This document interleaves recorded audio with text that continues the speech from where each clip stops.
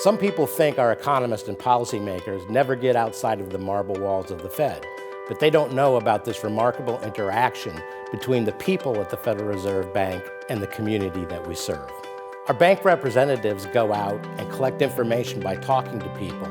This program came about because we realized there was a wealth of information that we wanted to be able to tap as we went about the business of trying to understand what's really going on in the economy. We provide the Atlanta Fed our perspective as to how we see the business world going, how our growth plans coincide, not just the business community, but certainly consumer demand and confidence as well. It's extremely important for industries to be able to provide grassroots information. So what's truly going on within the company, what we see within the industry, and what we're seeing within our specific industry sector. In addition to getting the insight of the Federal Reserve's economists, it's a chance for me to learn a little bit more about what others are seeing that are not necessarily in my industry. The Fed resources that I use the most are the monthly reports, which give a running update of what's going on in different sectors of the economy, particularly areas like retail that I don't see a lot of. You get some indication of sentiment. What are people thinking? Because those are my customers. So access to that type of information is really, really valuable.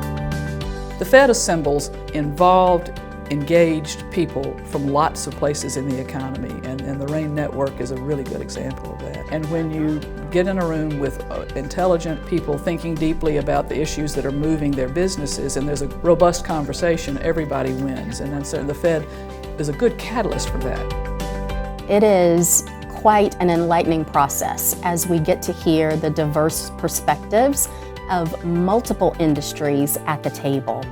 And we all have feedback that gets plugged in to what the Fed uses to ultimately generate monetary policy. Miami is a small business community. And these are businesses that do not have the privilege of having economists on board to be able to help them guide their decisions.